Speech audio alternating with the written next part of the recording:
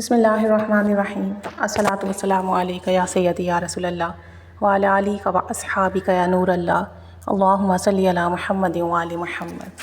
آج کی اس ویڈیو میں ایک عمل شیئر کر رہی ہوں۔ یہ عمل تحفتاً ملا ہے اور یہ عمل جس نے بھی کیا 100% نتائج ملے ہیں، لیکن اگر کرنے والے نے بے توجہی سے کیا، بے یقینی سے کیا تو اس کا تو نہیں کہہ سکتے، لیکن جس نے توجہ دھیان سے کیا، روزانہ کی بیسس پر کیا، پھر جیسے ہی اس کا مسئلہ کیوں نہ ہو وہ مسئلہ حل ہوا، دعا قبول ہوئی۔ اور اس عمل کو کرنے میں شاید تھوڑا وقت لگ جائے، لیکن پریشان نہیں ہونا، کیونکہ آپ یہ دیکھا کریں کہ ہم جو پریشانی جھیل رہے ہیں، مصیبت جھیل رہے ہیں یا جس بھی مسئلے میں ہیں وہ مہینوں سالوں سے ہے، تو وہ جو اتنا طویل وقت ہم نے اس کٹھن پریشانی کے ساتھ گزارا ہے، تو کیوں نہ ہم کچھ لمحات اپنے رب کے ساتھ گزار لیں، توجہ دھیان کے ساتھ، یقین کے ساتھ عمل کر لیں تو انشاءاللہ اس پریشانی سے نجات مل جائے گی۔ یہ سورہ اخلاص کا ایک عمل ہے۔ آپ کی کوئی ہی دنیا کی حاجات کیوں نہ ہو، دنیا کی کوئی ہی بڑی سے بڑی پریشانی یا ناممکن کیوں نہ ہو، آپ نے یہ نفل پڑھنا ہے، اور یہ نفل میرے معمولات میں رہ چکے ہیں اور میں نے اس کی بہت برکات اور فیض دیکھے ہیں۔ تو آپ نے یہ نفل پڑھنے ہیں اور اس کی ہر رکعت میں 101 بار سورہ اخلاص پڑھنی ہے، یعنی آپ نے سورہ فاتحہ پڑھی، اس کے بعد 101 بار سورہ اخلاص پڑھیں گے ہر بار بسم اللہ کے ساتھ۔ ہو سکتا ہے کسی کو یہ طویل لگے، لیکن جس کو سورہ اخلاص پڑھنے کی عادت ہونا وہ 5 منٹ 100 بار پڑھ لیتا ہے، کیونکہ میرے معمولات میں سورہ اخلاص ہے ایک خاص تعداد کے ساتھ، تو 5 منٹ لگتے ہیں، ہارڈلی 6 منٹ 101 مرتبہ سورہ اخلاص آرام سے ہو جاتی ہے۔ تو آپ نے پہلی رکعت میں بھی یہی کرنا ہے، سورہ فاتحہ کے بعد 101 بار سورہ اخلاص پڑھنی ہے، اور دوسری رکعت میں بھی یہی کرنا ہے۔ اس کے بعد سلام پھیر لینا ہے۔ اگر آپ چاہیں تو تسبیح ہاتھ میں رکھ سکتے ہیں کہ نفل نماز میں آپ تسبیح پکڑ سکتے ہیں، فرائض میں تسبیح نہیں لے سکتے، تو کاؤنٹنگ کے لیے آپ چاہیں تو تسبیح ہاتھ میں لے سکتے ہیں۔ 2 رکعت نماز نفل پڑھ کے سلام پھیر کے وہیں بیٹھ جائیں، اور پھر سجدے میں سر رکھیں، اور پھر 11 بار سورہ اخلاص پڑھیں۔ سجدے سے سر اٹھائیں، پھر 11 بار سورہ اخلاص پڑھیں، پھر سجدہ کریں اور 11 بار سورہ اخلاص پڑھیں، پھر سجدے سے سر اٹھا کے بیٹھیں اور 11 بار سورہ اخلاص پڑھیں۔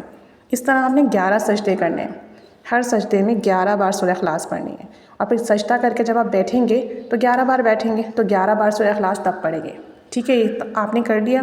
اس کے بعد جو ہے 11 بار کوئی سا بھی استغفار کیجیے، اور پھر 11 بار درود ابراہیمی پڑھیں۔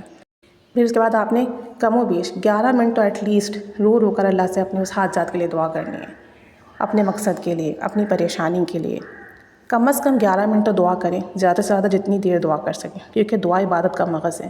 آپ نے جو بھی عبادت کی، اگر اس کے بعد آپ نے دعا کر لی اور بہترین طریقے سے کر لی، روتے ہوئے کر لی، گڑ گڑا کے کر لی، عاجزی سے کر لی، بیکاری بن کے کر لی، تو وہ دعا، وہ عمل لازمی فیض دیتا ہے۔ آپ کا دنیا کا کوئی ہی مسئلہ کیوں نہ ہو، یا دنیاوی ہو، دینی ہو، اخروی ہو، زمینی ہو، آسمانی ہو، کسی بھی قسم کا مسئلہ کیوں نہ ہو، آپ یقین کریں اس سے بہت جلدی کام بنتے ہیں، بہت جلدی۔ اگر آپ روزانہ اسے ایک وقت کر لیں، بڑی آپ کو اس کا کرم دکھنے کو ملے گا، فضل دکھنے کو ملے گا۔ سارے گھر کے افراد بھی کر سکتے ہیں، کوئی ایک بھی کر سکتا ہے۔ اور اگر آپ یہ عمل صبح اور شام کر لیں تو آپ یقین کریں قسمت بنتے دیکھیے، بگڑی بنتے دیکھیے، ناممکن ممکن ہوتے دیکھا ہے۔ اس سے بڑا کوئی مشکل کشا عمل ہے ہی نہیں۔ یہ آپ کو بہت بڑی بات لگے گی، لیکن جہاں سے یہ ہدیہ آیا ہے، تحفہ آیا ہے، اس کے بہاف پہ کہی جا رہی ہے۔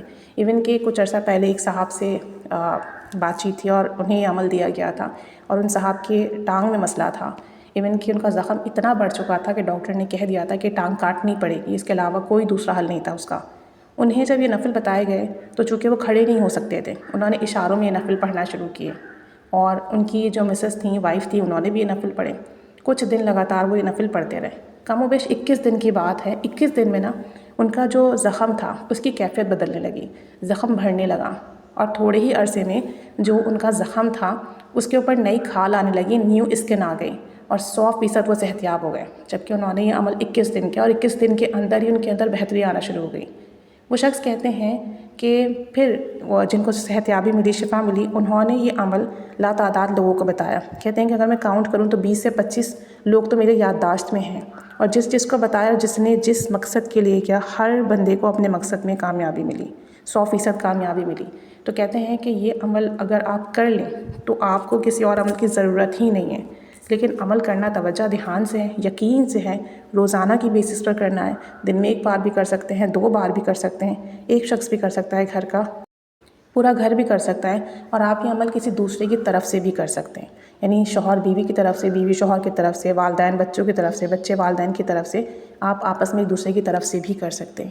اور یہ ہدیہ آیا ہے، تحفہ آیا ہے، تو آپ نے لازمی اسے اپنی زندگی میں شامل کرنا ہے۔ اگر کوئی پریشانی ہے، کوئی مسئلہ ہے، کوئی حاجات ہے تو کریں، ہارڈلی آئی تھنک آدھے گھنٹہ اور لگے گا آپ کو، لیکن آدھے گھنٹے میں یہ عمل ہو جائے گا.